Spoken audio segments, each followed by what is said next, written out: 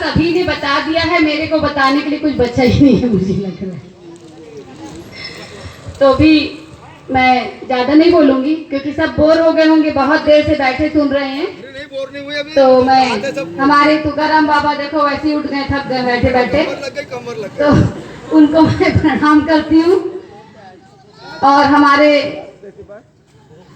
आदरणीय कृष्ण भगवान के चरणों में नमन करते हुए, अंबेडकर जी को नमन करते हुए, हमारे महात्मा गांधी जी को नमन करते हुए, और यहाँ मंच पर जितने भी बुजुर्ग हैं सभी को मैं अपने दिल की गहराइयों से उनको बहुत बहुत प्रणाम करती हूँ। हमारे सरपंच महोदय संजय भैया, बाहर से हमारे आए नेवारे भैया, और शर्मा जी, गाते भैया, सभी को नमस्कार करती हूँ। बहुत सारी बातें सबने अपने अपने मत से बताई, क्योंकि सभी यहाँ पर ज्ञानवान हैं, उनसे मैं थोड़ी कम ही हूँ। तो मैं आपको ये बता देना चाहती हूँ कि आज हम लोग 114 गोवारी जो शहीद हुए नागपुर में, शायद पिछले साल से मना रहे हैं, ये दूसरा वर्ष है ना गाते भैया, हरदोली में। तो ये दूसरा वर्ष है। ये बहुत बड़ी बात है कि हम लोग श्रद्धांजलि तो देते हैं, पर जो मेन मुद्दा है उसको भूल जाते हैं। हमारे यहाँ कटंगी से माला ताई जो थी, वो कटंगी की थी माला ताई, आपको शायद पता होगा, कटंगी की थी। हमारी माला ताई के साथ 114 लोग जब जाकर नागपुर में अपने हक की लड़ाई के लिए लड़े, उनके साथ और भी गोवारी थे, पर जब लाठीचार्ज हुआ, आंसू के गोले चलाए गए, बाकी सब भाग गए, ये 14 लोग ही उसमें मारे गए। बहुत दुखद है ये। एक महिला, छोटी सी बच्ची, उनके साथ 114 लोग ने अपना बलिदान दे दिया। उसके बाद क्या हुआ? बस हर साल हम लोग ये शहीद दिवस मनाते हैं, हुआ कुछ भी नहीं है।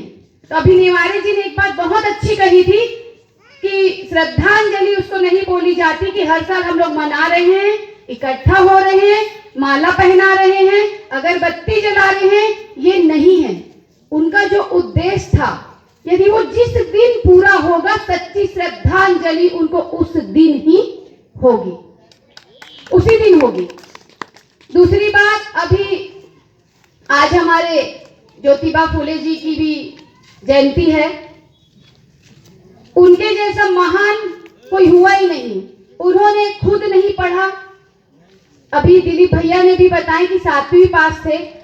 उनके पिता को बिल्कुल पसंद नहीं था वो सामाजिक काम करे, क्योंकि समाज में बहुत कुरीतियां फैली हुई थी। तो भी उन्होंने अपनी पत्नी को पढ़ाया, लिखाया और इतना सक्षम बनाया कि वो कई जगह आज उनके स्कूल खुले हैं बेटियों के नाम से। अभी दिलीप भैया ने एक बात ये भी कही, ज्योतिबा फूले जो थे, उनकी पत्नी सावित्री बाई फूले, मेरे ख्याल से बहुत सारे हमारे मराठ समाज के बच्चे हैं, अभी वो नहीं जानते हैं, छोटे बच्चे। तो मैं उन माताओं बहनों से भी बोलूंगी कि अपने बच्चों को बताएं, क्योंकि जिसके लिए उन्होंने संघर्ष किया, कम से कम उसका नाम तो पता होना चाहिए।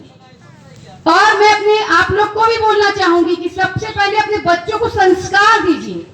जब आप संस्कार देंगे तभी शिक्षा उनमें आएगी, बिना संस्कार के शिक्षा नहीं आ सकती।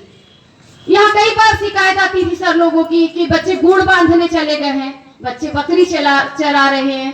सरपंच महोदय, मैं जब भी मीटिंग यहाँ जाते थे कोई कार्यक्रम में, तो हमको यही शिकायत मिलती थी।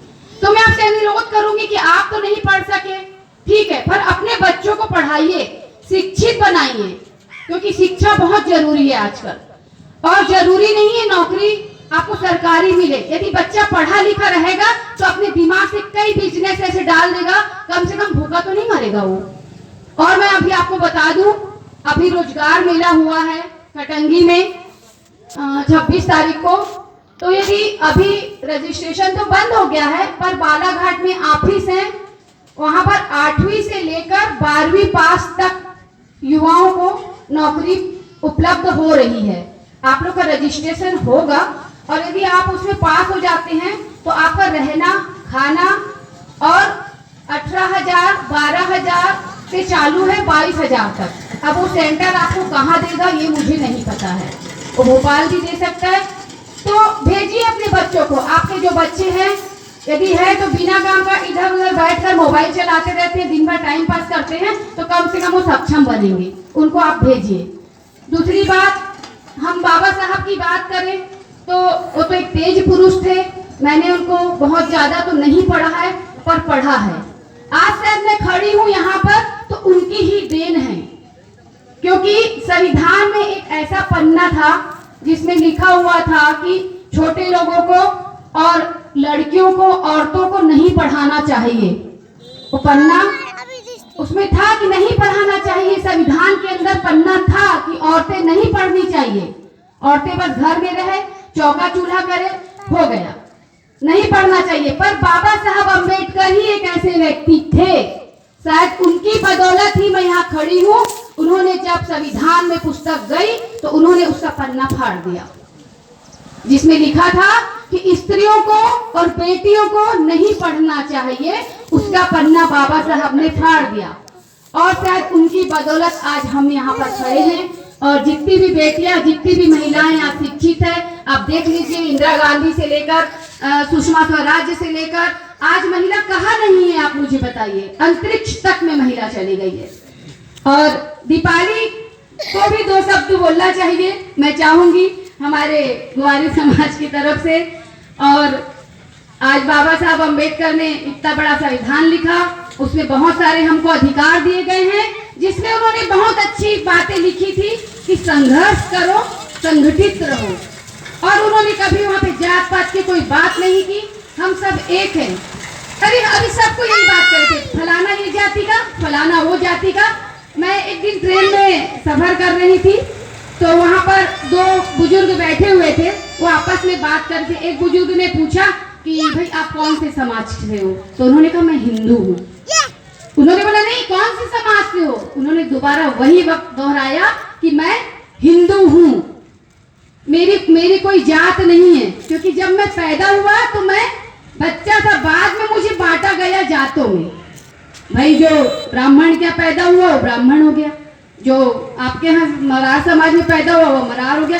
तो हम लोगों ने उनको जाति में बांटा है। जब बच्चा पैदा होता है तो उसको पता नहीं रहता कि मैं कौन से समाज से। तो मैं तो इतना ही जानती हूँ कि ना मैं हिंदू बनूंगा ना मैं मुसलमान बनूंगा, इंसान की औलाद है, इंसान बनूंगा। क्योंकि आप सब में हम लोग का एक ही खून है और आप मेरे बुजुर्ग हैं। सब ने तो बहुत सारी बात बता दी और नेवारे भैया की बहुत सारी बातें मुझे समझ में भी आई, क्योंकि मराठी मुझे समझता है पर मैं बोल नहीं सकती हूँ। तो उन्होंने एक चीज़ और ये भी कहा कि सही में आज कार्यक्रम था, यहाँ पर शहीद दिवस था, संविधान दिवस था, तो कम से कम ज़्यादा संख्या में लोग होते तो ज़्यादा अच्छा होता। तो अगले बार से भैया ने, अभी जाते भैया ने बोला भी कि मैं मीटिंग लूंगा, अगले बार आप सभी लोग बैठकर मीटिंग लें, उसमें निश्चित कर दे कि हर एक घर से 2 व्यक्ति तो कम से कम आए, यदि पूरा नहीं आ सकता तभी हम आपका और हमारा प्रयास सफल होगा। और जहाँ कहीं भी आपको मैं पद में रहूं या ना रहूं उससे मुझे नहीं मतलब है। आप जब भी मुझे याद करेंगे, जहाँ भी आपको मेरे काम की जरूरत पड़ेगी, मैं हमेशा आप लोग के साथ हूँ।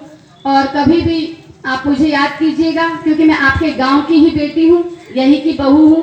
क्योंकि और बहुत सारी बातें हैं कहना चाह रही थी पर शायद सब बहुत देर से बैठे हैं। एक बात मैं बोलना चाहूंगी, मैंने पढ़ा था कहीं कि जिस प्रकार खेतों में फसल होती है, पानी के अभाव में फसलें नष्ट हो जाती है, वैसी जिस घर में संविधान नहीं पढ़ा जाता वहाँ की नस्लें बर्बाद हो जाती है। तो थोड़ा थोड़ा संविधान सब पढ़िए, अपने बच्चों को भी पढ़ाइए, क्योंकि अपने अधिकार हमको पता होना चाहिए कि हमारे पास कितने अधिकार हैं। और ये भी भैया, नेवारे भैया को बताना चाहूंगी कि मैं छत्तीसगढ़ से हूँ और सबसे ज्यादा कोई है वहाँ तो ग्वारी समाज बहुत है मेरे यहाँ, बहुत ज्यादा, बहुत की संख्या में ग्वारी समाज है। और मैं तो आपका तो नहीं पता पर मैं मानती हूँ कि हमारे कृष्ण भगवान की वंशज हैं। मैं तो ऐसा बोलती हूँ क्योंकि मेरे यहाँ ऐसा बहुत मानते हैं वहाँ पर। और बहुत अच्छा कार्यक्रम होता है हर साल ग्वारी समाज का।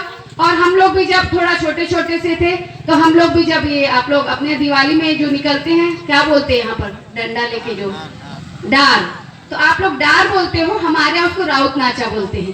तो मैं भी उनके साथ जाती थी उसमें, तो बहुत अच्छा माहौल होता था उसका।